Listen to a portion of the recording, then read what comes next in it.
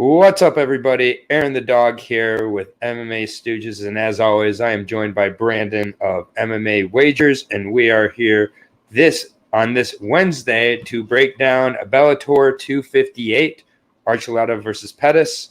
Before we jump into this 12-fight card, possibly 13-fight card, Alan Omar and possibly Bryce Logan were added last second, but we weren't able to break that down, nor is it officially on Wikipedia or Tapology. So we'll have to see. But leaning Alan Omar on first thought, but haven't looked into it at all.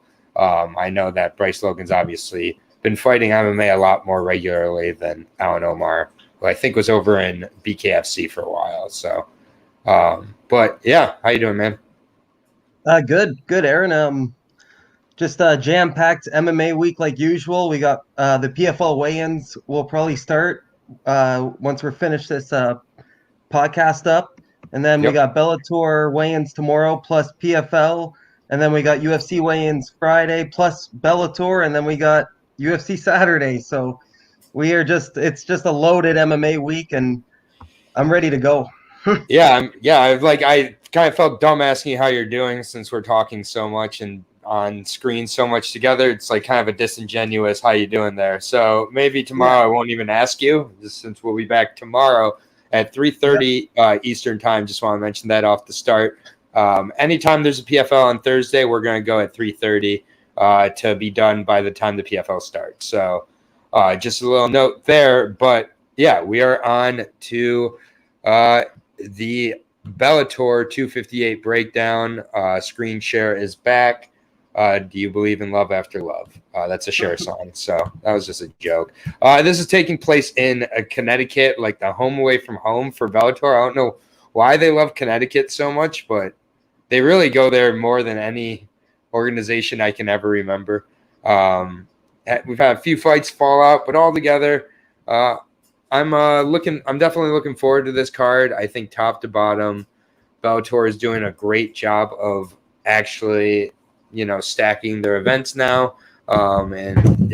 Again, we've said this a few times now, but the Bellator prelim stigma, I think, is pretty much gone at this point. We start out with, we'll start out. I'm ready to jump in if you are. Yeah, man. I was just going to say, this Bellator card is arguably better than the UFC on Saturday, even with all the fallouts. They have a lot of notable names fighting. Anthony Rumble Johnson makes his long-awaited return. We got a bantamweight championship with Juan Archuleta, Sergio Pettis, Patricio's Pitbull brothers fighting Patricky Pitbull versus Peter Quealley, who had one of the best walkouts of all time. Michael Venom Page, Rafael Stots, Lorenz, Larkin, Patchy mix. It's crazy. This is arguably Erik Perez, Erik Perez, a 7-2 guy in the UFC, starting out our prelims here against Blaine Shutt. So. Yeah, this is I find this fight to be an interesting one. What's Blaine Shutt's nickname? So I will get to that now. It is Shutdown, spelled with 2 T's. He did fight at flyweight in his last fight, fighting out of Pennsylvania. The 29-year-old, definitely known as a wrestler, grappler type. He's scrappy for sure. 5'7".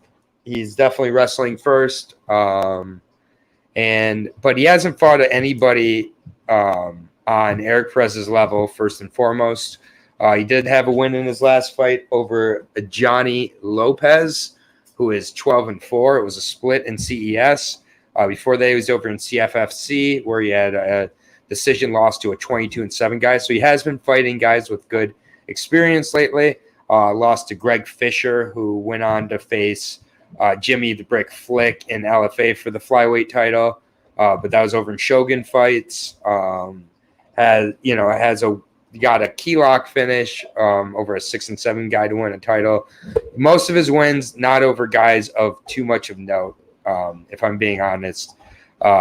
And for Blaine Shutt, 5'7", fighting at 125. I think he's got a pretty normal reach. I don't have it listed here, but I know that, or I'm fairly certain he'll be able to reach disadvantage against Erik Perez, who definitely kind of is one of the more rangy 135ers. 19-8 for Goyito, 7-2 as I said in the UFC.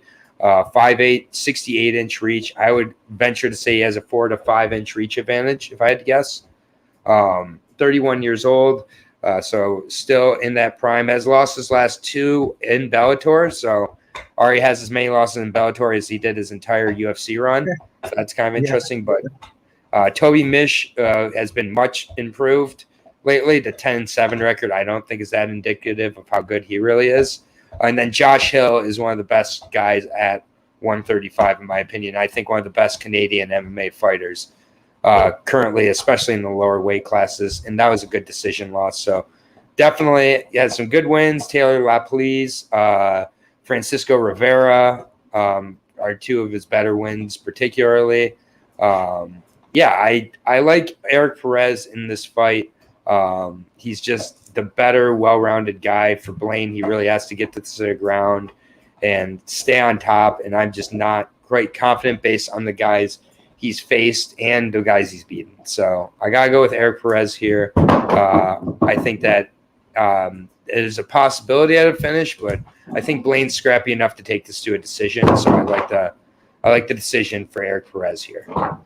Yeah, we're on the exact same page. My prediction is Erik Perez by decision. Blaine Shutt has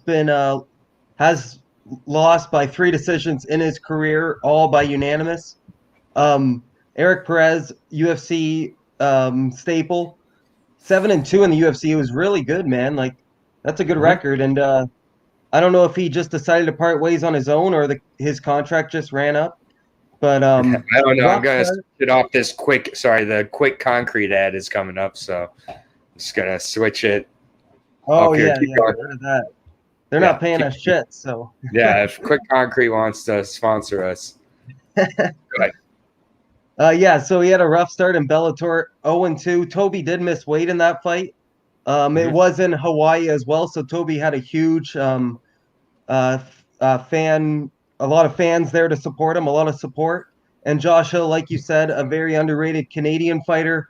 He's fought in WSOF. Just a guy that nobody really knows of, but is very solid. He's 20-3. And I don't only see lost to the best, too. Yeah, if you really dig into his record, I see Josh Hill potentially maybe facing the winner of Juan and Sergio down the line. Blaine's coming in short notice. We have a lot of short notice opponents here. Blaine making his Bellator debut. He's coming off a split decision loss. Get these scorecards. So one judge had it 50-44. The other judge had it 45-50. And then the other judge had it 49-46. For Blaine. Yeah, for Blaine. So one judge had it 45-50 for the other guy. I don't know if he went for a bathroom break and a 44-50, you said? Yeah. So there was a 10-8 round? Man. I mean, this is you think that the judging at the top is bad. Imagine the judging on these lower level TES cards. Yeah. So we both got Erik Perez. Not much we can do with this. -500 to -450 is what I'm seeing on most sites for him. But I do think there's a massive experience gap, a massive talent gap. I do think that it's still parlayable, honestly. Like, you got to do what you got to do. This is one of the, there's some bigger favorites on this card, frankly. And of the ones we're comparing it to, I think this is one of the safer, bigger favorites. When you get a guy who's 4-0 against a 3-1 guy is the same favorite as this, which we'll be talking about in a little bit. Like, Erik Perez is a pretty known commodity at this point. It's hard to imagine him going 0-3 in Bellator after like his run in Combate and in the UFC. And I just don't think that Blaine has ever faced anybody like him. So short notice, everything together. We're on Erik Perez in this one. And 5 of his decision losses are by 4 of them have been by split decision. So imagine those went the other way. It could be a whole different story here. Yeah, exactly. I do agree there. We are on to the next fight here. It is at the what is this? The 145 division. Sorry, I was going to say 155, 145 division. Featherweights Johnny Soto and Weber Almeida. Weber Almeida, definitely one of the guys on this card I'm most excited to see, based on his performances so far in the Bellator cage. He's looked, basically, it's overused a little bit, but like a mini Machida. He does fight out of Machida karate. But Johnny Phantom Soto, we have a lot of Johnnies on this card. Did you notice that? Yeah, like 3 or 4. I think 3 or 4 Johnnies. Here's the first. This is our first Johnny Soto, which sounds like there's like a million MMA fighters called Johnny Soto. I don't know why. Yeah, there's a Joe Soto. Yeah, there's a lot of Sotos. I'm sure those are the only 2 I'm thinking of, but still. 5'9", 145er here on a 3-fight winning streak since losing his debut by a body shot in round 3. His wins, however, the 3 guys combined for a record of 1-17. Ooh, in 3 fights. That is just as padded as you can get in MMA. That's Giga's early career. Giga Shikadzi's early career, if you guys know of it. Right, and then we saw when he had a slight increase to Austin Springer, what happened. So, interestingly enough, back in November of 2020, Johnny Soto was supposed to face Gaston Bayones, which is another super impressive stand-up guy. Now he's got a different super impressive stand-up guy, the 33-year-old silverback Weber Almeida, who has just looked like a human highlight reel in his career so far. He's looked amazing. 3 KOs inside of Bellator, 2 of them in the first round. The second one could have easily been stopped in the first round, but just went long enough to get to the second round by just a little bit. That Castle Williams fight, if you want to go watch that, he slams him. He closes his eye. It's a clinic, and all his fights have looked like that. His last fight, Weber took on Salim Bukadinov, a 7-4 guy. Before that, he had taken on a 4-2 guy in Castle Williams, who Castle Williams just looked like he shouldn't have been there. But Salim did look pretty good to me. And early on that fight, they're trading back and forth, but Weber slips and has a counter right on Salim that just absolutely plants him. Weber actually has a YouTube video with Chinzo Machida where he breaks down that final strike. So he's a very cerebral striker, very smart, fights like a Machida karate style, and has a lot of pop to his punches. 33 years old, a late starter into MMA, but, he looks really good. I can't go against the hype train of Weber Almeida here. I just think that Soto was being brought in here to be embarrassed by somebody on the feet, and Gaston, that fight fell through, and now Weber gets the opportunity. And I'd love to see Weber Almeida versus Gaston Bolaños next. Yeah, this is surprising. I thought this was going to be a short notice fight for Soto, but he weighed in November 2020 to fight Gaston. I can't remember why that fight fell out. I think Gaston might have missed weight, or who knows, COVID. So he's back now, a few months later, getting his official Bellator debut against a phenom in Weber Almeida. 3-0 in Bellator so far. 5 out of 5 finishes, 3 out of 5 in round 1, 2 out of 5 in round 2. Like you said, he's training with Lyoto Machida, also Black House MMA and X Gym. So like Jacare Souza, a lot of good grapplers, but he's not a submission guy. He's got all knockouts. I thought he had submissions, but nope. He loves to stand and bang, man. Like head kick and punch, counter left hook, counter right hook. 71-inch reach from a 5'7" guy. Yeah, that's also very strange. Like that's wild. Yeah. And wait, this is welterweight? Let's double. No, this is featherweight.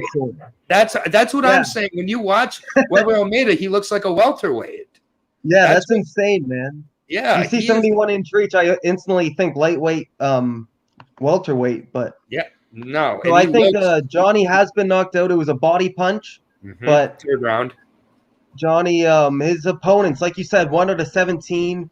Weber doesn't have a amateur record at all. I don't know if he had previous like individual MMA competitions that we Yeah, just don't know about. A lot of these fighters do, and they're not recorded because he's looked a lot better than just a 5 fighter MMA fighter. You know what I mean? yeah, I He's agree. only had 5 fights as a professional, and He looks so he's composed in there too and confident. yeah. Like I really like what I see. I was gonna say submission, but he has no submission, so I'm Yeah, gonna go knockout. Knockout probably round 2. yeah, yeah. I like the knockout in round 1 or round 2. This is a minus 500 favorite. Another He's one, eh? four.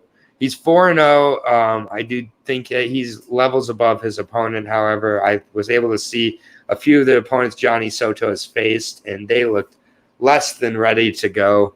Yeah. And Almeida right now, I mean, Machida just looked pretty good against Bader. So I do think that camp is, running well right now.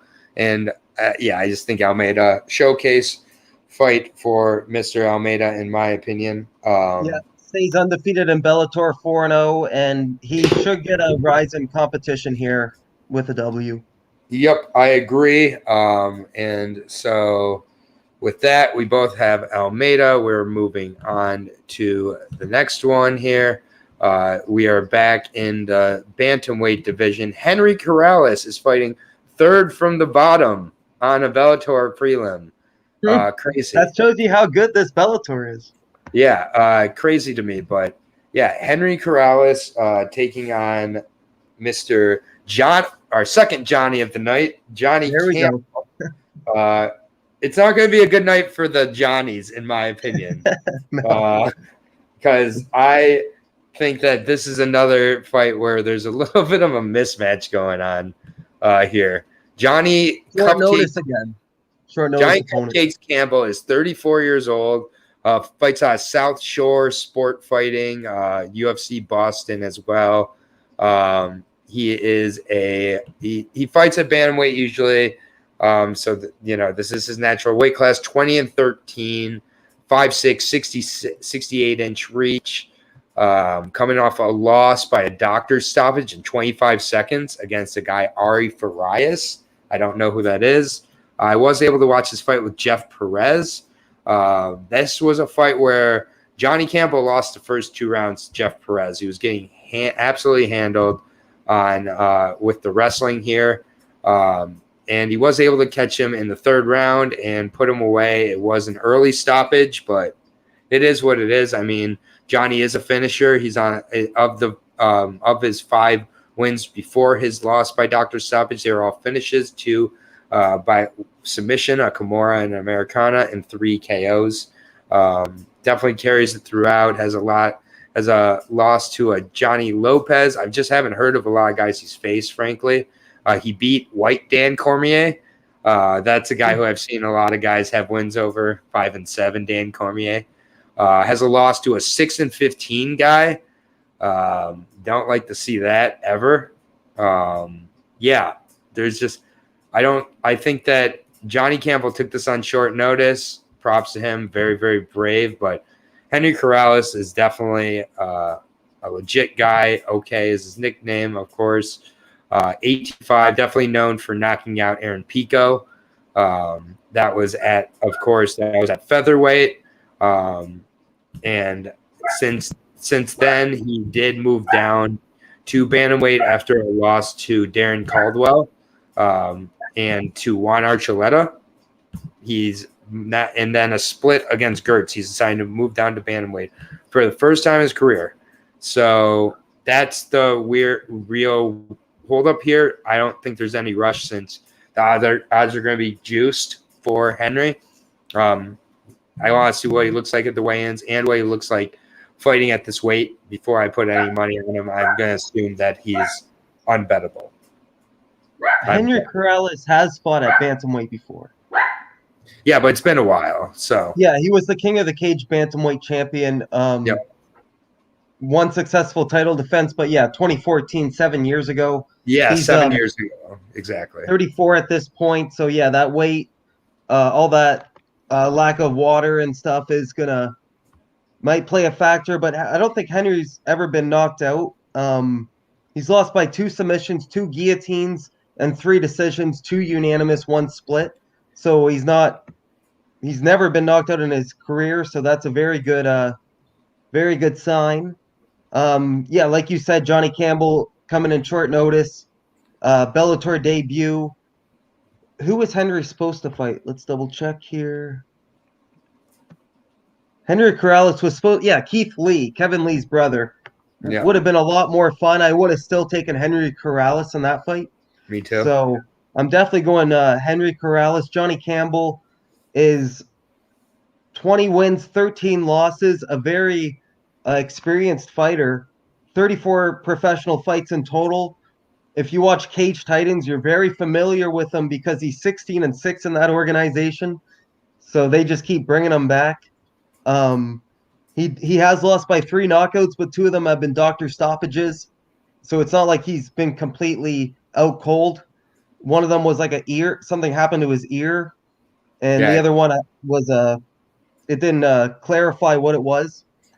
But yeah, he's got finishes 6 out of 20 in round 1, 6 out of 20 in round 2. So he's definitely dangerous in the first 2 rounds. But Henry is a scary dude, man. He's a very skilled fighter. He shows very calm, cool, and collective. He shows a calm, cool, collective style. Very confident in his skills. He'll just walk you down and land the bigger shots for the 3 rounds. Sometimes the judges aren't on his side. I don't understand why, because he's definitely the more aggressive fighter. And like against Brandon Gertz, we have another 27-30 for Brandon Gertz, while Henry won 30-27 easily. So that was a very strange scorecard. Maybe Henry doesn't want to go to the judges this time around because the judges have not been on his side a lot in his career. So let's get a knockout going. Henry does have 6 out of his 18 finishes are in round 2, so I'll say round 2 knockout, especially because Henry has only lost to like Darian Caldwell, a very formidable grappler, wrestler. Juan Archuleta, where Juan honestly didn't even show up to fight.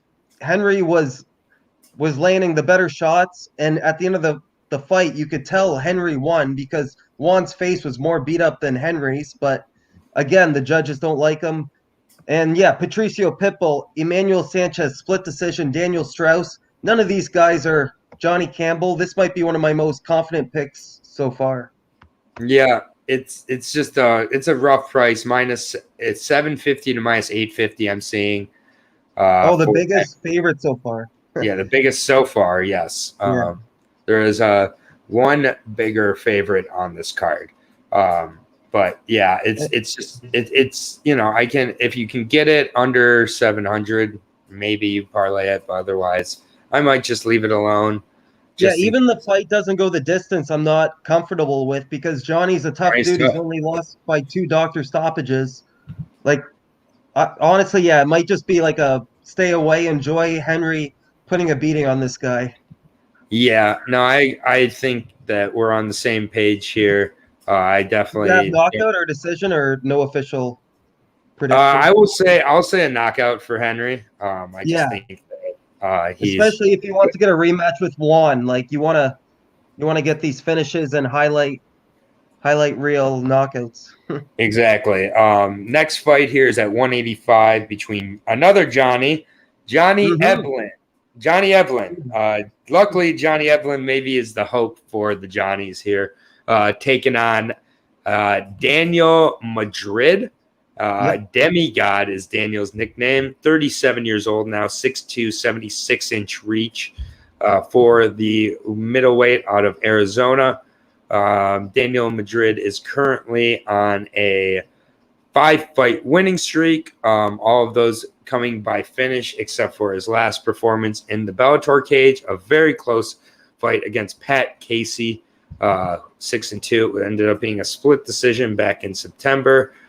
We got to see Patchy get flying knee by Roman Feraldo, who we got to see also recently. And he looked pretty good as well. Madrid got a split decision against him previous to that. LFA middleweight champion defeated Seth Baczynski over there and Chris Harris. Chris Harris 11-3. He was supposed to fight Impa Kasagane, and then that fight got canceled from Corona, and then he was supposed to fight Austin Vandeford, and then Austin Vandeford had COVID, which is why he ended up facing Pat Casey. Chris Harris, one of his wins, probably one of his better wins. However, since facing Madrid, also lost to Joaquin Buckley and has not fought since then. So we don't know how good that win is. Madrid overall has been finished by punches against Ian Heinisch and Alex Nicholson, and also has been submitted a few times and also finished by Sang Soo Lee. 5 of his 6 losses have come inside of the distance, 2 by submission, 3 by KO. And then Johnny Eblen is the Korean Canelo, fights out ATT, 29 years old, definitely a good wrestler. Had a very impressive performance against Taylor Johnson, another good grappler. Also beat Marcio Alonso and Chauncey Foxworth. This is going to be his 4th fight in Bellator.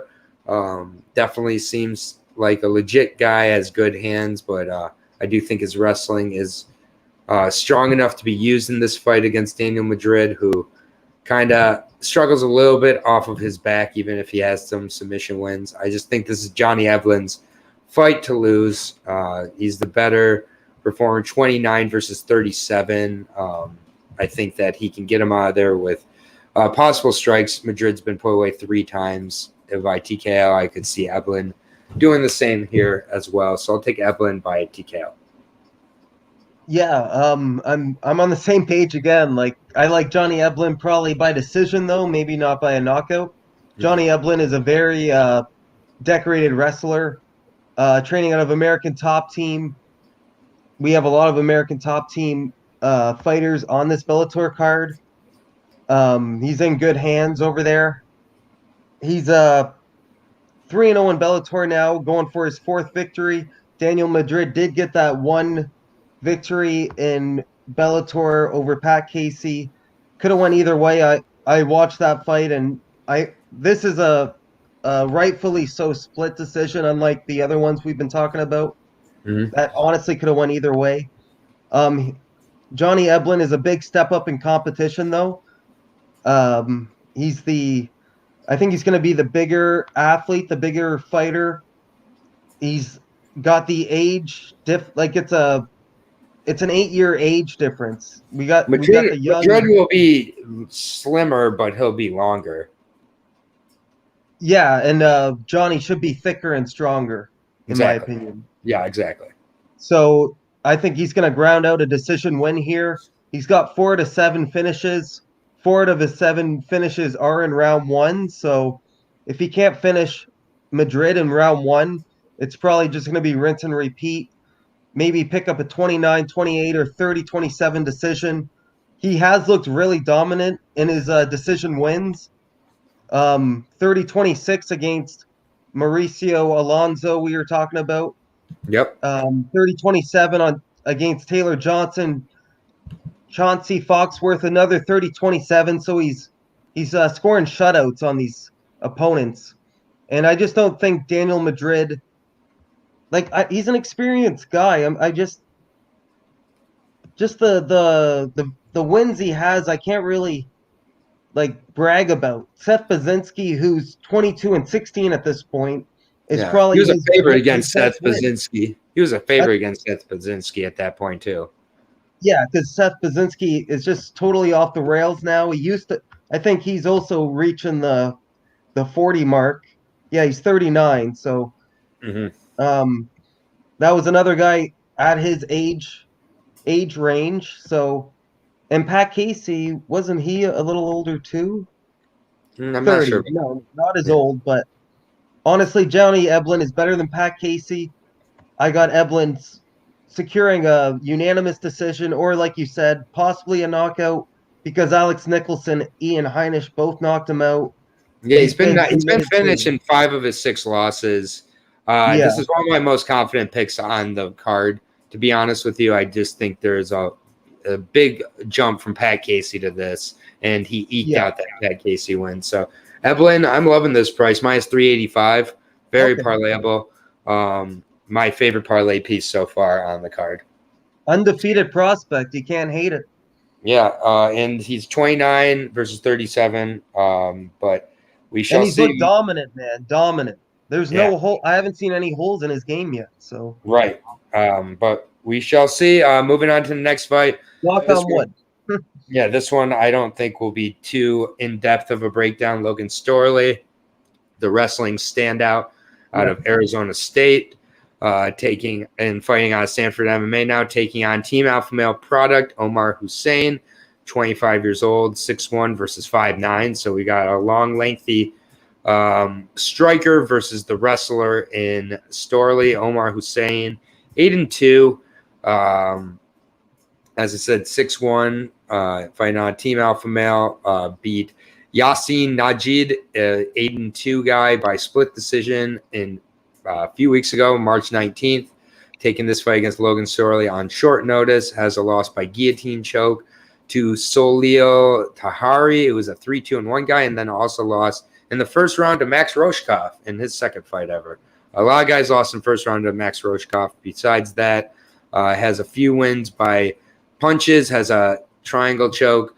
I just don't think he is at all on the level of Logan Storley. Logan Storley is one of the best welterweight wrestlers, and it's Minnesota, not Arizona State. My mistake that he wrestled at. Either way, great wrestling school. Coming off a split decision loss to Amasov, who might be the next welterweight champion. He's getting ready to fight for the belt here coming up. That was a really great wrestler canceling out wrestler. And they just, who is the better MMA guy? And Yaroslavl just edged him out. Yaroslavl 24-0, now 25-0. EJ Brooks, he had a win over. He beat Ian Pascu, who had some success early on in Bellator. Defeated Joaquin Buckley handily. AJ Matthews, he put away. Matt Secor, he has very decent wins in Bellator. This is going to be his 7th Bellator fight. Omar Hussein's not on his level. Fighting out of Sanford. This is all Logan Storley all day. And I would assume he's able to at some point take the back or get an arm triangle and submit Mr. Hussein. Yeah, Logan Storley is definitely a really good prospect coming off that split decision loss to Amazov, who's currently 25-0 and facing Douglas Lima for the welterweight champion. So if that went to Logan Storley, he could have been in that position. I do not agree with the split. I thought Amazov won 29-28, but it was one of those fights, a lot of scrambles, very high-level scrambles. A very fun fight to watch if you're a fan of grappling. Yep. Usually grappling fights are boring, but that one was a lot of fun.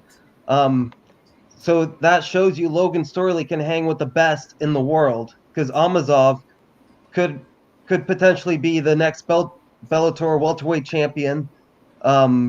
He's got close to Khabib's record, 25-0, 4 more fights. He's on Khabib's territory. But yeah, I really like Logan Storley. Yeah. I underestimated him his last fight against Amazov. I went heavy on Amazov. I know I won, but it was still a split, and he gave me a little worry. I was just a little nervous going to the scorecards because you never know. But I did score it 29-28 unanimous. He's beat Ian Pascoe, Joaquin Buckley. He was a minus 500 versus Joaquin Buckley. So that just shows you how highly the odds makers rank this fighter. Yeah. Because Joaquin Buckley... have you seen the odds for this fight? No, I have not. Well, let's just save our breath. Minus 1475 for Logan Storley. Oh, plus 975 on Omar Hussein. Omar Hussein's actually a Team Alpha Male fighter. But yeah, there's just levels to this. There's levels. Yeah. It's just a straight pass for me. It's not even a doctor 3 of his wins, I'm pretty sure. Let me see. Omar Hussein, No, sorry, split. 2 of his wins are split decision wins. So Yeah. and 2 Yeah. of I his split mean, decisions and on Logan as an Storley amateur. went from, I think, a co-main event spot last time to a 5th fight on the prelims. So go figure that. Yeah. As well as so we're So moving you on said here. submission. Logan has no submissions on his record. So it Yeah, might just be another decision win. yeah, but I feel like arm triangles for a guy that tall with that in the Yeah. position he'll be in, he knows how to do an arm triangle. Like he Well, let's definitely. hope. Yeah. So yeah, He's that coming moves out of us on. Stanford MMA. Yeah, a lot of good grapplers. Gilbert Burns. So Yeah, many good it grapplers. moves us on. No options with that bet too. Patchy Mix, who also fought as a main event or co-main event in his last fight, now fighting on the prelims against UFC reject Albert Morales. That's at least where I know Albert Morales from. 1-4 in the UFC. Yeah, he had a very rough UFC run. 10-6-1 overall for the Warrior Albert Morales. Take a look at him. 29 years old, 5'9", 73-inch reach. So that's all good numbers. On 2-fight win streak against Ron Skolsdang, a 5-3 guy he knocked out. And then Ryan Lilly, who I've heard of him. He's a regional guy who is decently known. He got doctor stoppage 3 seconds into round 3. So I don't know what happened there. And then they were supposed to fight in March of 2020, and then that got canceled due to Corona. He then got signed by Bellator. Is this also on short notice? Mm-hmm. It is? No, this fight's not. Oh, it's not. Okay. His last loss did come to Albert Katz. Oh, yeah. Morales came in short notice. My bad. Okay, Yeah, Morales did come in short notice. Then he was his supposed to fight last James Gallagher. Okay, yeah, and then James Gallagher had to pull out. That's right. Alfred Kashakian is the last loss for Morales. He got knocked out by him. He also got armbarred by James Barnes. He got guillotined by Bermudez, so a few submission losses. He's also been KO'd by Thomas Almeida. He definitely has fights a lot of close fights. His only win in the UFC was a split decision over Andrei Sukumtov. Other than that, yeah, there's just Albert Morales. He's a scrapper for sure. He goes in there and fights hard, but Patchy Mix should have his way in the wrestling here. No love. The issue with him is always going to be his gas tank. Sometimes, including his last fight, I think he gassed himself out against Juan Archuleta. Had some very good success early on in that fight, but kind of put it all in there and didn't have enough left for the 5 rounds. I just don't know if Morales is going to be able to push him to those limits that the champion did. I think that Patchy learned a lot from that fight, and just matchup-wise, Morales has a lot of holes that Patchy can exploit with his strengths. That was Patchy's first loss to the champion. So he is 13-1 now. I just like how he's looked in Bellator previous to this. 3 first-round finishes, all coming by submission. I just see another submission win for him here. Most likely first round for Patchy Mix. Yeah, Bellator's going to Bellator, it looks like, in this fight. Coming off a title fight where he was pretty competitive. He won the first 2 rounds to fighting a Bellator debutant, ex-UFC fighter. UFC would never do this. If you're coming off a title fight, you're not fighting somebody coming into the organization. But on the prelims? On the prelims, too. This is Bellator's going to Bellator, you know? Yeah. Sometimes they just think they throw darts at the board to decide their order. Well, at the same time, he was supposed to face James Gallagher, so I'll give him a pass there. They had to find they weren't going to have him fight James Gallagher on the 6th fight of the prelims. No, that would have been if he was supposed to fight James. I think that would have been the co-main event. And that's just weird. The 3rd fight. And that's just weird to me to like disrespect Patchy Mix like that and be like, oh no. I like Patchy Mix a lot. In my opinion. Huh? Easy payday for him, in my opinion. Get back in the win column. They do this in boxing all the time. They'll give a high-level opponent somebody to get back on track. Albert Morales equals that billing to a T. like Albert Morales is, like you said, tough, grindy fighter, but he lacks, I think, the athleticism, the size for sure. And Patchy Mix is so good at what he does. If he just sticks to his bread and butter, he's gonna Yeah. submit anybody on this roster. Mhm. He was on his way to beating Juan Archuleta. He just gassed out. So that's a learning lesson. He was on a 22 fight win streak before that, Yeah. counting his And he amateur. got one. He got Juan's back multiple times. Yeah, and Juan's just so crafty. We'll be talking about him later. He's one of the most experienced guys in Bellator as well. So losing to him by a 48-47 where you took 2 rounds off the champion, that's very high level to me. Patchy Mix also got that backpack win over Ricky Bandejas like a Yep. minute in. That was like he's like the Aljamain Sterling of Bellator in my opinion. Yeah, it's And pretty spot on. I think he's gonna get a decision here, or like you said, submission. Like it could be easy, 2.5 minutes in or a minute in, it could be a submission win, which Yeah. is what I'm hoping for because I plan on putting him in parlays depending on the odds. Yeah, the odds are not looking too friendly. -900 to -950 for Patchy. They're heavy. +550 for Morales. That says all we need to know there. We're going to move on now. Fight to not go the distance. Oh, that's still -280. Yeah, we're going to move on to Lorenz Larkin versus Rafael Carvalho. Carvalho coming in on short notice, former middleweight champion. I'll be right back, okay, man? Bellator, yeah, no problem. Also has fought at light heavyweight. In, I believe, his last fight, he fought at light heavyweight when he took on Alex Polizzi.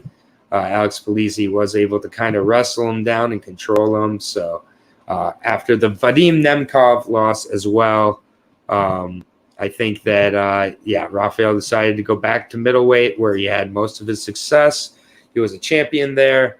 However, a lot of his wins not over the most amazing of competition. 2 wins over Melvin Manhoof, 1 win over Alessio Sakara, a split decision with Joe Schilling.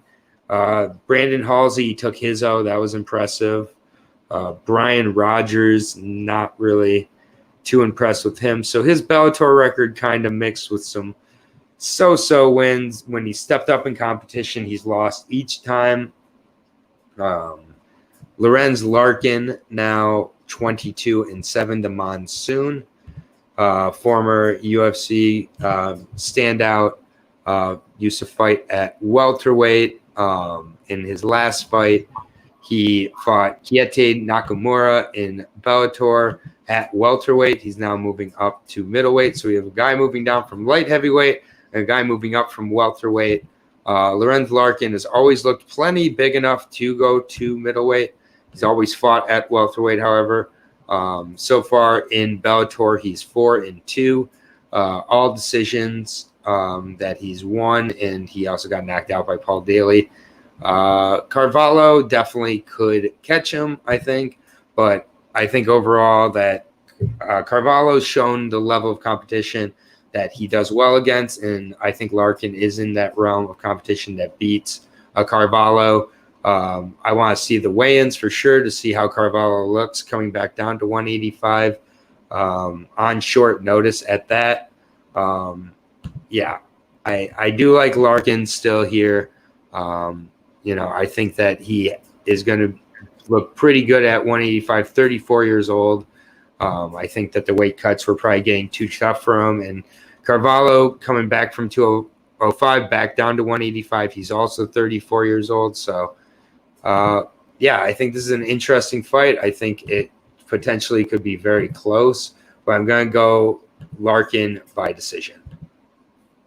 Yeah, this is a very close fight, and I really can't put my money safely on either of them.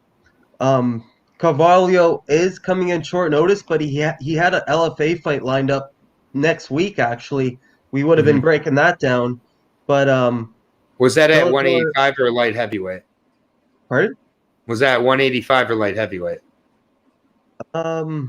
It was against Sharif. I'm not even gonna try to pronounce that. I'll take a look. Go ahead. It was at 170.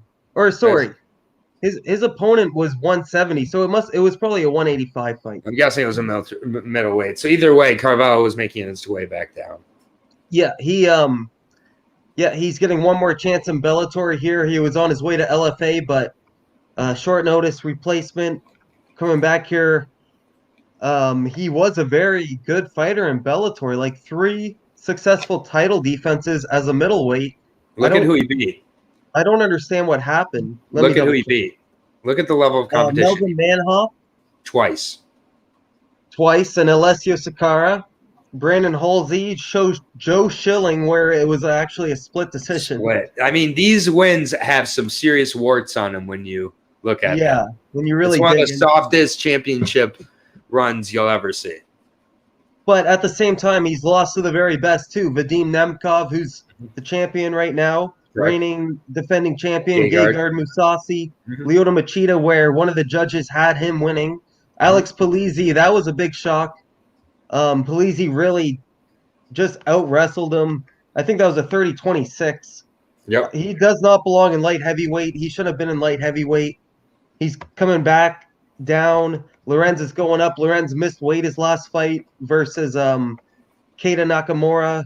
So I understand why Bellator might have wanted him to move up, or he made that decision on his own. Andrei Korshkov, he fucking lost that fight. You guys watch that fight. Tell me he didn't lose that fight, because Temecula judges are very sketchy, and he didn't win that fight. Ion Pascu came in short notice. If you saw him at the media day today, he was very pissed off. It seemed like every outlet he go, wait, what's your name? Where are you from? Every single one. It's like if somebody said something bad about him, he was gonna post it or something. He wanted to know their name and the outlet from everybody. It was very odd. Yeah. I don't know his mental mental space right now is I don't know. There's just a lot of question marks on this fight. I think Rafael's a lot more hungry to get back in the win column. He's going to be the bigger fighter here. They're both 34 years old. At the same time, I really might just pass on this fight altogether. Yeah, that's fair enough. I'm a little more confident, I guess, in Larkin, but I mean, it is a minus 200 favorite for Larkin, so that still is a little bit. But on this card where we're seeing minus 6s, minus 8s, it just kind of feels good to see a minus 2. I do think that it's a heavy favorite night, and I think Larkin fits in with the crew of people who have beat Carvalho, in my opinion. If Larkin was over in LFA right now, I don't know who he would lose to in LFA at middleweight or welterweight either. So they're both 34 though. This is a super important fight for both of them.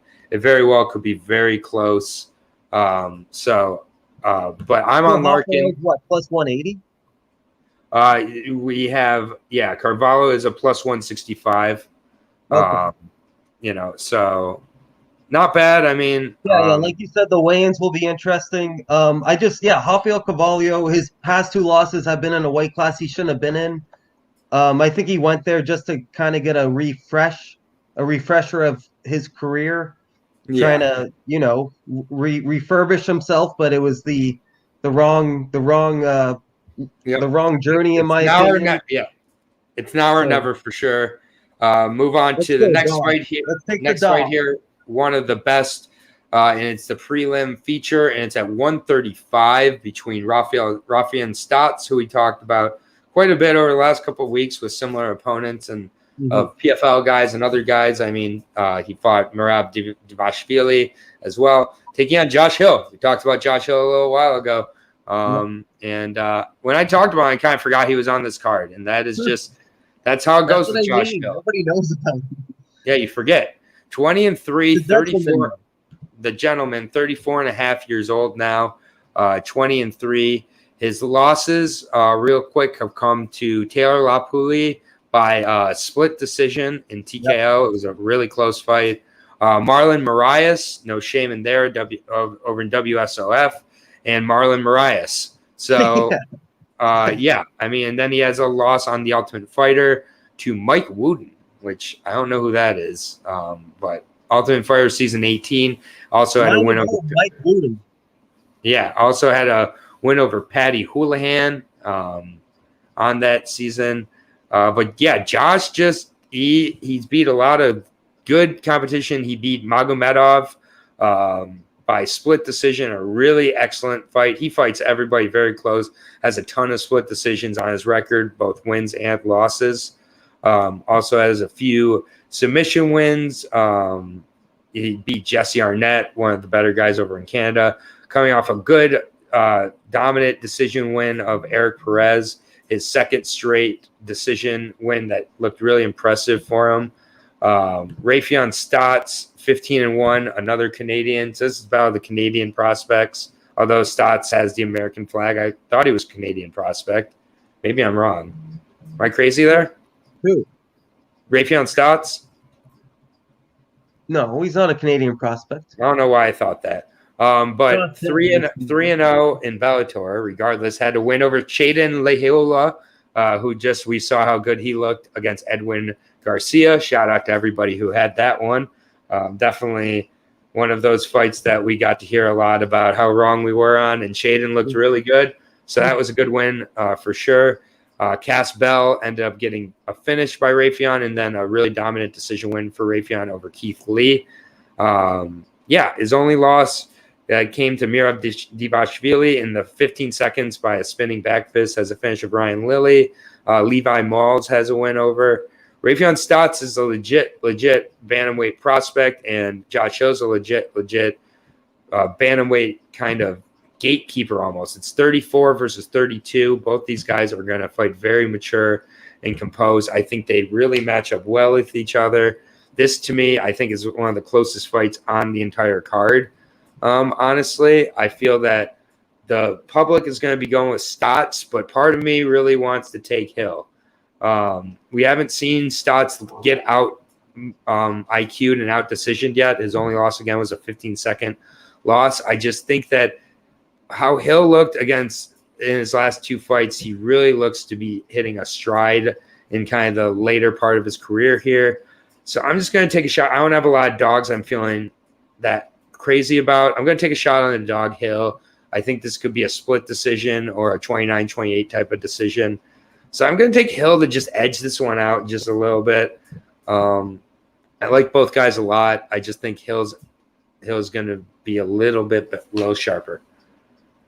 Yeah, I agree with you. This is probably the closest fight on the card. Mm-hmm. Raufeon Stout's a very decorated wrestler, NCAA D2 wrestler, 8-0 as a collegiate wrestler. So not a lot of collegiate wrestlers can say that. Very impressive. Josh Hill, one of the most underrated Canadian fighters of all time.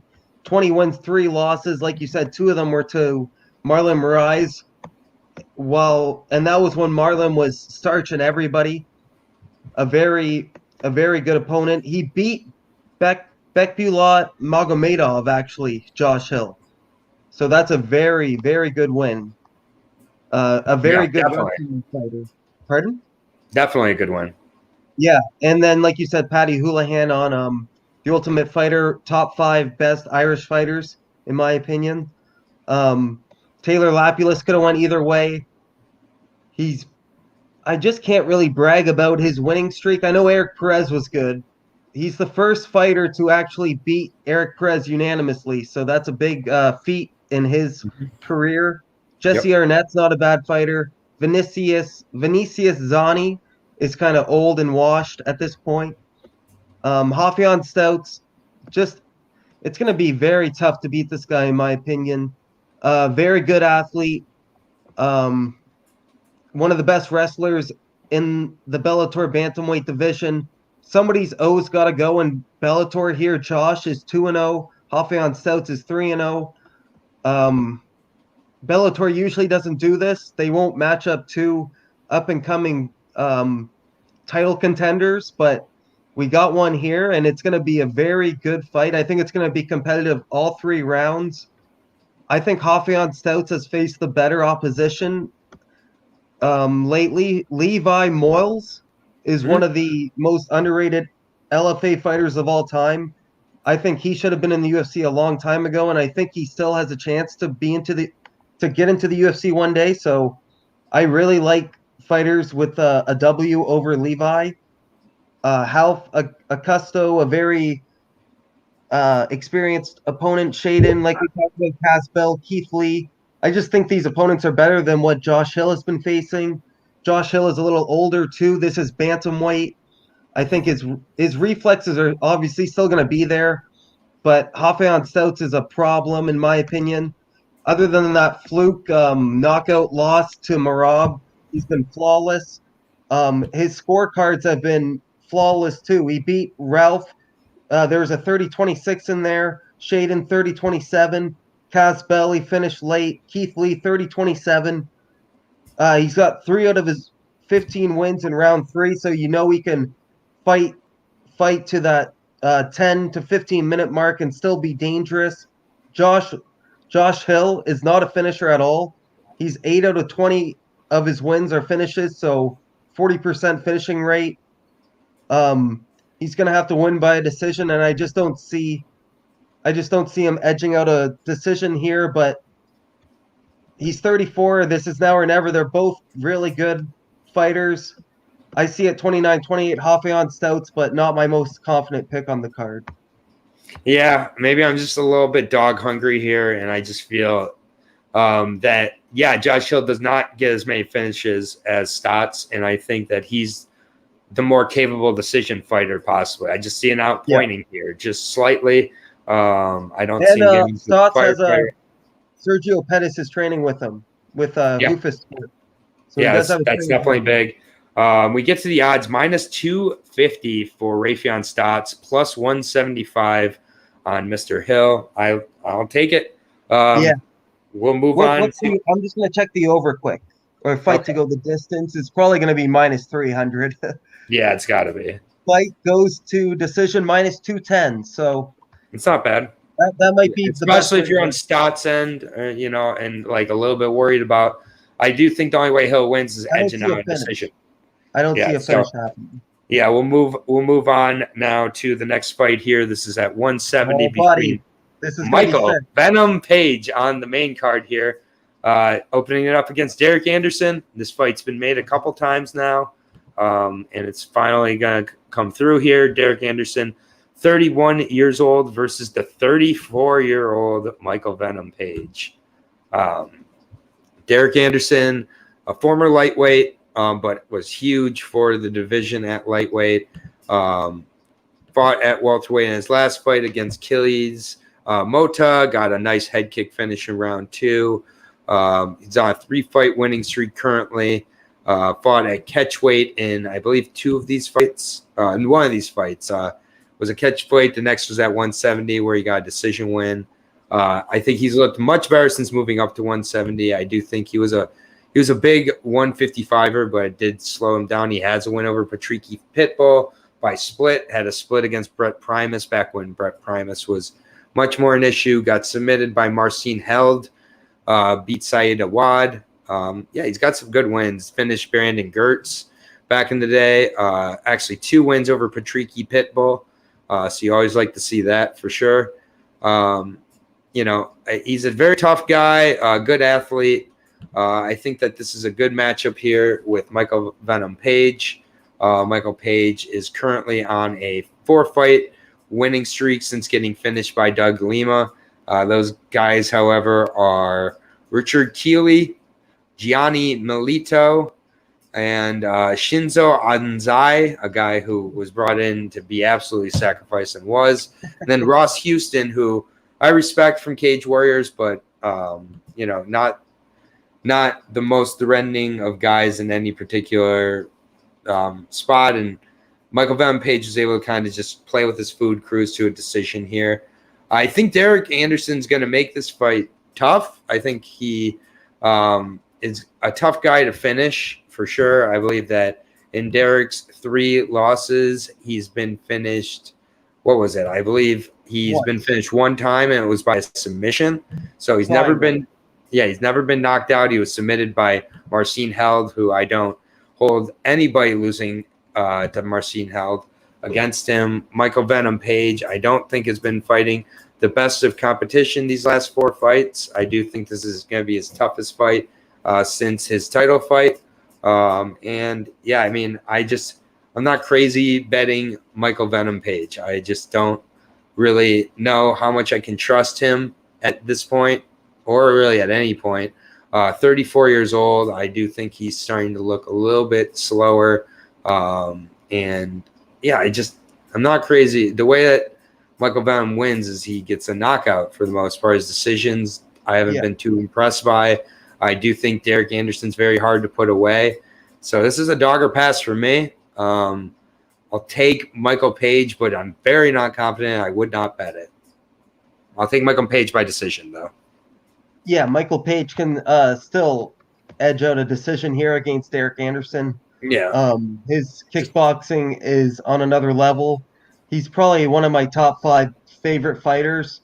He did lose some stock when he fought Paul Daly because I told everybody to watch that fight, and it was a bit of a bummer. A lot of grappling, not a lot of fireworks, as I told everybody. So he still got the job done, though. He out-grappled Paul Daly, which I would have never predicted. He did end up losing to Douglas Lima in the final, I believe. Was that? No, I think that was the semifinal. Yeah. And he lost. It was a highlight reel knockout, leg kick to uppercut. Both opponents are coming off not the most formidable wins. Keely's Mata is definitely a good win, but Guilherme Bamba and Zach Bucha for Derek Anderson. Michael Page would have starched those guys. And Michael Page, Ross Houston actually is a decent opponent. He's okay. He's okay. And I thought the judges were going to give that to Ross Houston. I thought it was at least going to be a split.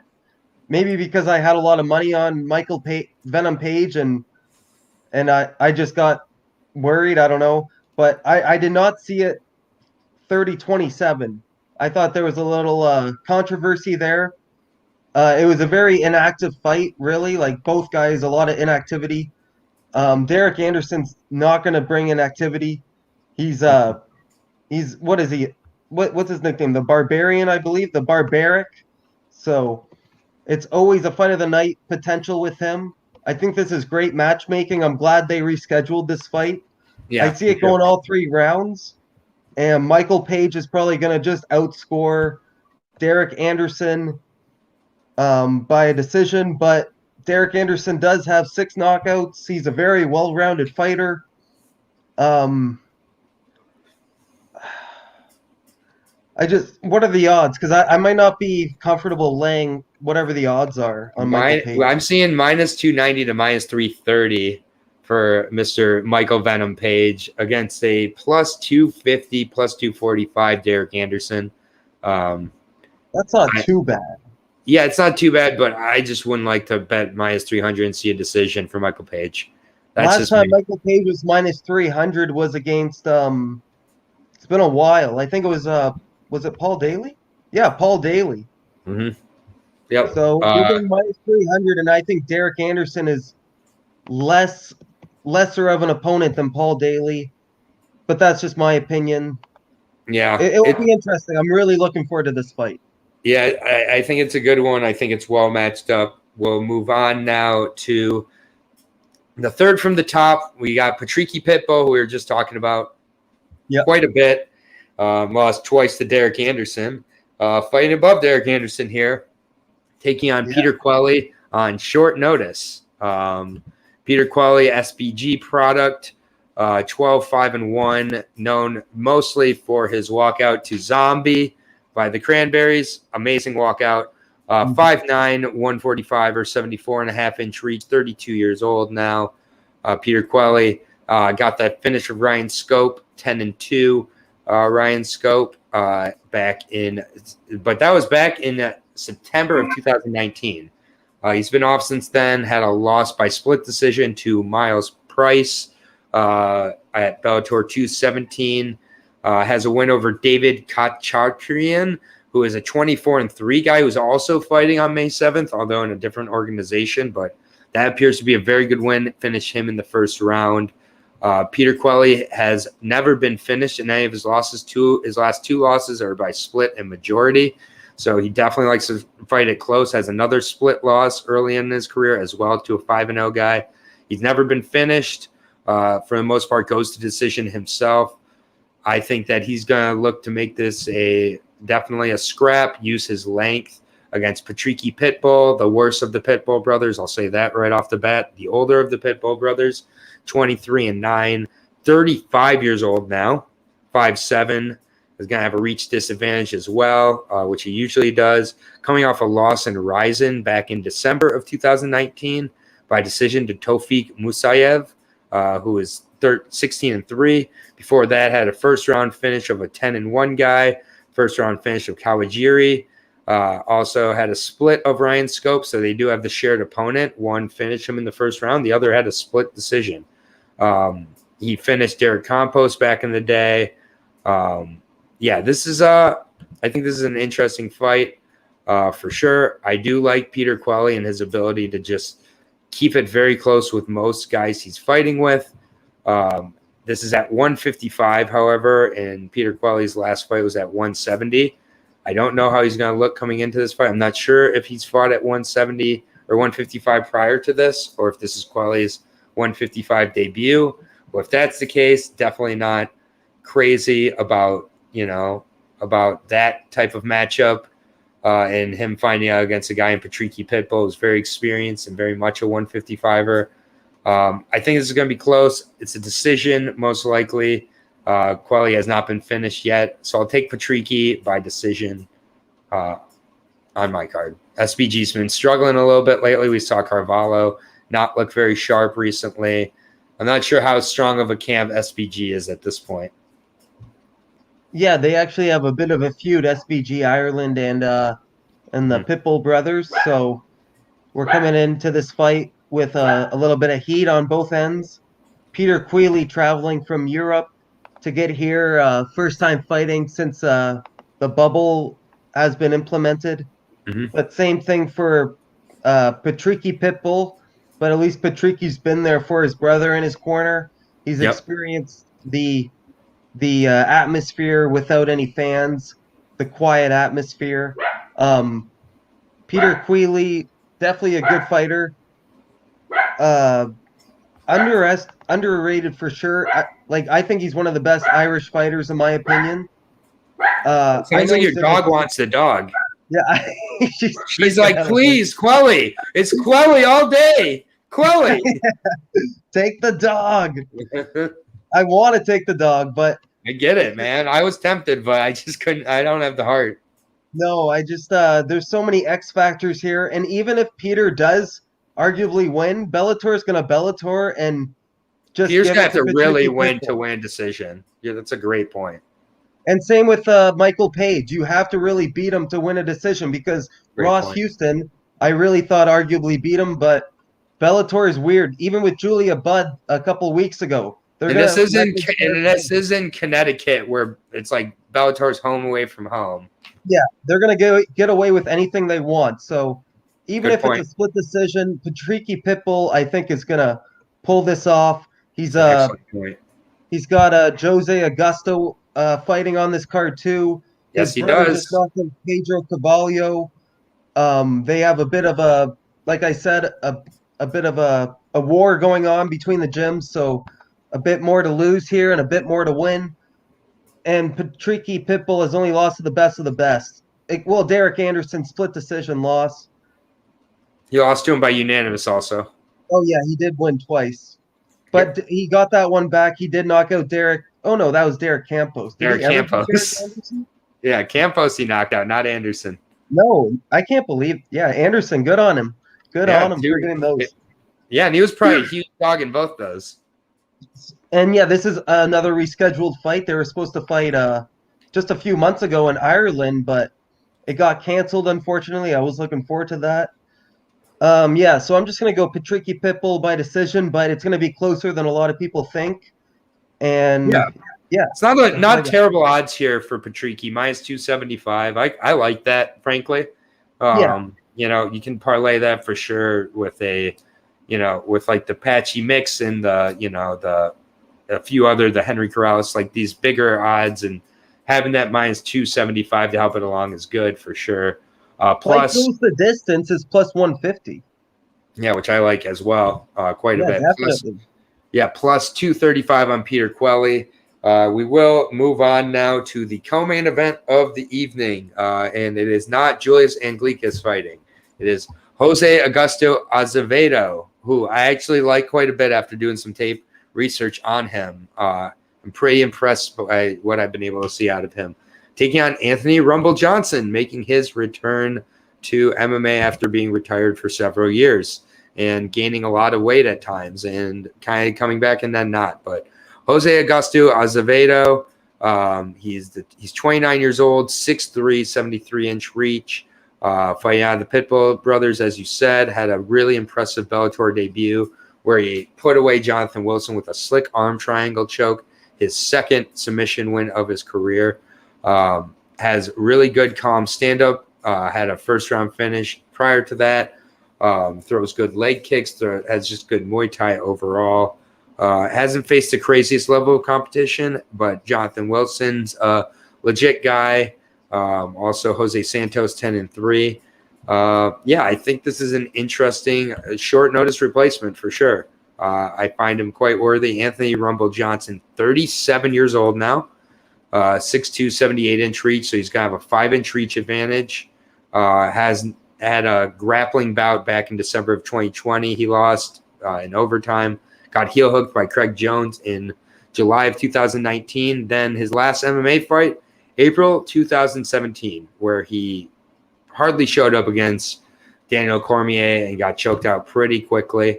The way Anthony wins is first-round knockouts. Has a first-round knockout of Glover Teixeira in 13 seconds. Had a ground and pound finish of Ryan Bader in 1:30. Got a beginning of a second-round finish of Jimmy Manua. Got choked out again by Cormier. First-round finish of Gustafsson. First-round finish of Nogueira. I mean, then he had a decision, but, I mean, for most part, it's first round or bust for Anthony Rumble Johnson. And I don't know. I just got a weird feeling about this fight here. I have been wondering what kind of Anthony Johnson we are going to see after 4 years off, after seeing how much weight he's gained in between these 4 years and then lost. He started a few companies that have failed. He was getting ready to fight Yoel Romero, which I think would have been a much more comfortable fight for him, fighting a guy at a similar point in his career. Azevedo, 29 years old, 7-2. He's just getting started here. He looks really dangerous to me. Long story short, I saw the odds. I'm taking a shot at the dog here, man. I'm taking a shot at Jose Azevedo. I think that this is his biggest fight of his career. I think there are multiple ways he can win. I particularly like the grappling submission route for him. I'd like a second-round submission for Jose Augusto Azevedo. I'm taking the dog here. I have no faith in really Anthony Rumble Johnson, and I know he's a huge favorite here. So I don't think after 4 years off and I don't question if Jose wants to be in this game. I do question Anthony Johnson, and the odds have made the choice for me. Jose Augusto is my choice. Submission round 2. Yeah, before we started this video, we both said there's an underdog we both like. This might be the one because coming into this, I was trying to find ways to fade Anthony Johnson. Me too. Because I'm assuming he's a huge favorite. Julius Anglicas, I believe they did reach out to him. And because he went 3 rounds, maybe something happened. But Julius isn't the one to go on social media and make a big deal about anything. He'll get a shot eventually. Jose Augusto is still a good opponent. If he never beat Jonathan Wilson, I would still never know who Jose Augusto is. Fair enough. Anthony Johnson, 4 years off, only faced the best of the best in the UFC. Even as that decision win over Phil Davis, which I hold pretty highly, even though that was 7 years ago at this point. But it's hard to say how Anthony Johnson's going to look after 5 minutes of MMA fighting. He has been grappling, but that's a totally different ball game. And it's only 5 minutes, and then it goes into overtime rounds. So after 5 minutes, he usually looks gassed. I know he has his marijuana businesses. He's a part of the BKFC. I know he promotes that. Mm-hmm. It's just a big question mark on Anthony Johnson. I love the guy, man. Like, he used to be one of my favorite fighters. When he went in there, you would just know he's gonna throw down, and just 9 out of 10 times he's gonna starch his opponent. Jose Augusto's never been knocked out, but there's a first for everything here. Jose Augusto's also coming in short notice. I've heard a lot of good things about Anthony Johnson's camp, how good he looks, how sharp he looks. His manager's Ali Abdelaziz, a very notable manager. Sanford MMA, he's training with Logan Storley, obviously. So I think even if he can't get this round 1 knockout, it's very questionable how he looks. But if he looks anything like he did 4 years ago, he should still be able to knock out the unknown Jose Augusto or win a decision. But it's like there's so many options this week with Bellator, PFL, and UFC, where I'm very happy to just pass on this type of fight.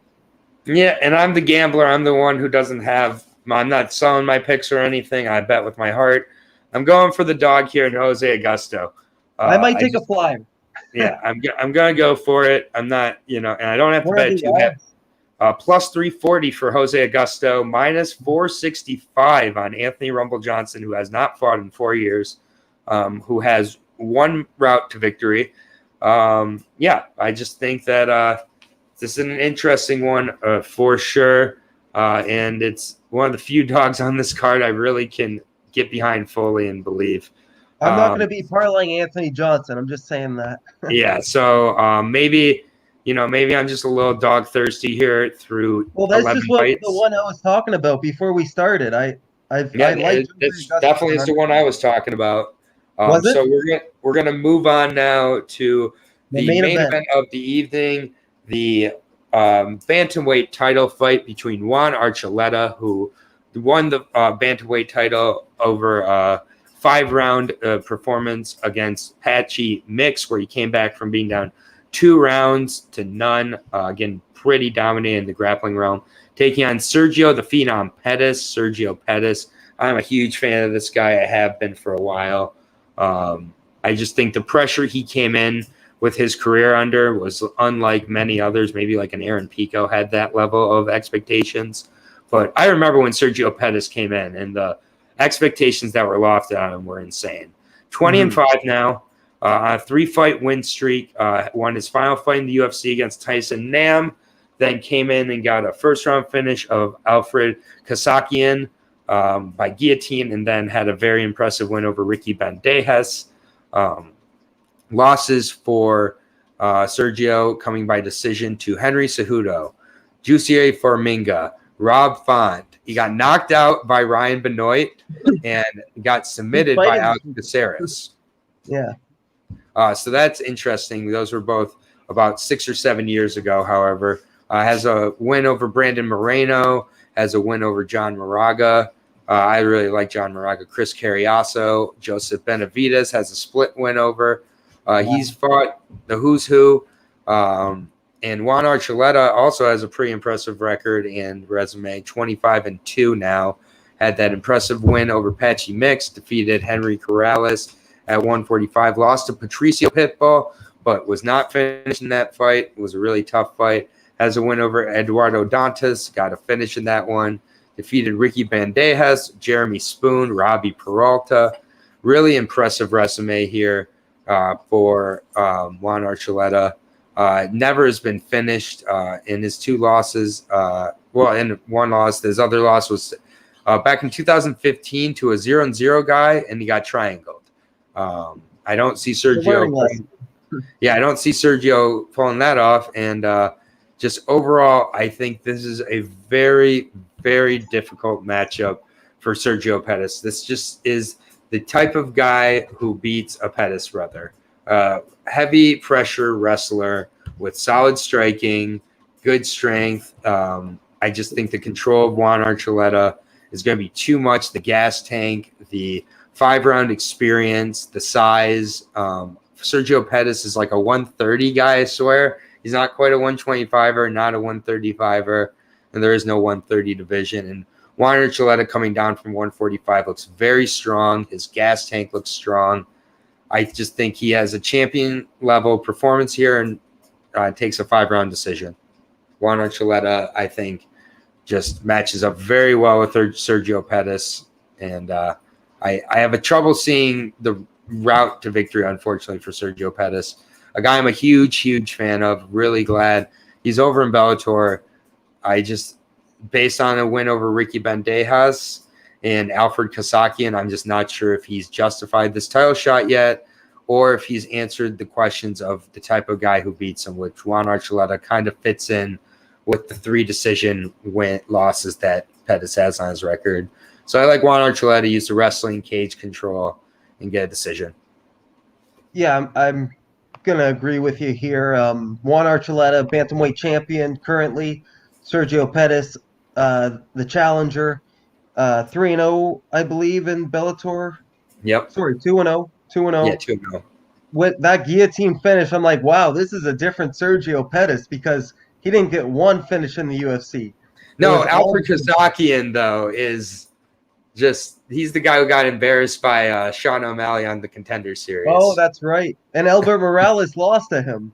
Yeah. Who we were talking about earlier. So, uh-huh. So yeah, he's made his way around to the main event here. Sergio Pettis looked like a phenom in that Bellator debut. I'm like, oh, we got a different Sergio on our hands. And then he fought Ricky, and it was like, oh, well, we're back to the same Sergio, in my opinion. But he did like score Sergio. I like Sergio. I'm not going to agree with that, but yeah. Yeah, the Taekwondo karate style is a lot of fun. It's just he's not both these guys aren't big finishers. They have very low finishing rates. Juan Archuleta, 12 out of 25 out of his wins are finishes, so 48%. Sergio Pettis, 7 out of his 20 wins are finishes, 35%. So it's very likely this is going to be going 25 minutes. Yeah. And Juan is a lot more experienced in 5-round championship fights. Mm-hmm. He's not only been a champion in Bellator, but he's been a champion in TFE, Gladiator Challenge, King of the Cage as a bantamweight and a lightweight, CFL, King of the Cage again as a 160-pound champion, King of the Cage featherweight champion. They might as well just name it Juan Archuleta King of the Cage. Like Juan Archuleta of the Cage. Of the Cage, yeah. JOTC. He took every belt in that organization. So, and if you guys have watched the show Kingdom on Netflix, he's actually an actor on that show. I've heard good things about that show. I haven't watched it. Very good show. I highly recommend. I hope they bring it back. But other than that, he's a great guy. He's a family man. He's a father. Those 2 losses, like you said, the first one was a triangle choke very early in his career, and then he went up to 145 to challenge for the featherweight championship in Bellator to the reigning double champ Patricio Pitbull. I don't blame him for losing. At least he went out there and didn't get finished. Yep.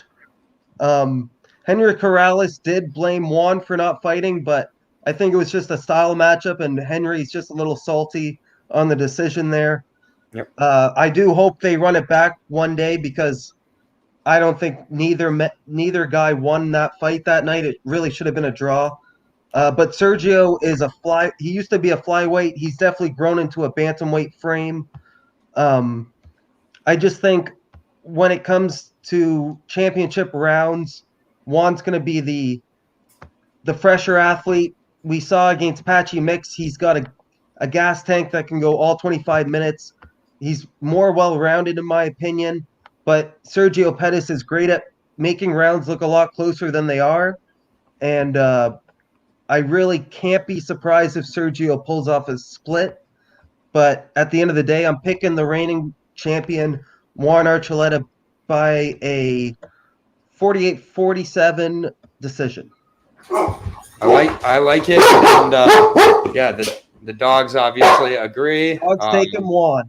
Yeah, dogs are taking the favorite here, but minus 170 for Juan Archuleta. I am shocked by those odds. I think that is absolutely parlayable. I think it's one of the best values on this entire card to nearly get Juan Archuleta at even or dog money on a card like this simply is because Sergio's last name, in my opinion.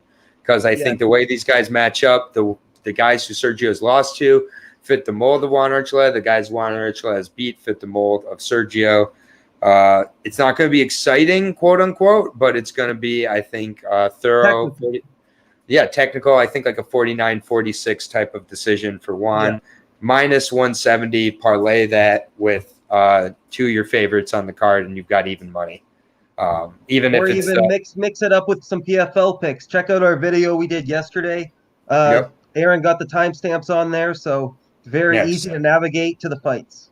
Yeah, absolutely. And I'll have the timestamps up for this, but that's going to conclude our Bellator. Right in time for the PFL weigh-in. Right in time for the PFL weigh-in, but that's going to conclude our Bellator 258 betting breakdown show here. Overall, very good card. I see 2 to 3 underdogs and all, in my opinion, that at least I'm taking a shot on. The biggest one for me, I am taking Jose Augusto. So go ahead and let me know in the comments how stupid I am. I thought you were going to call me stupid for betting him, for saying he has a chance today. Yeah, no, and but we can call each other stupid, but if you want to be nice in the comments too, that's cool. But if you want to, whatever, we appreciate all the comments. We appreciate all the comments, whether they're Boston comments or other comments. We appreciate them all here. We will be back again tomorrow, 3:30 for the UFC breakdown show. This week, the UFC might have the weakest card of the 3 promotions. It's arguably, it's kind of crazy, but either way, there's money to be made on that card for sure. I definitely like a few spots. I think if you pick and choose between these 3 cards and are really smart about your betting selections, you can make for another profitable weekend. And so for Aaron, the dog, for Brandon of MMA Wagers, until next time, we are out. Keep taking care of each other out there and cash those bets. Peace out.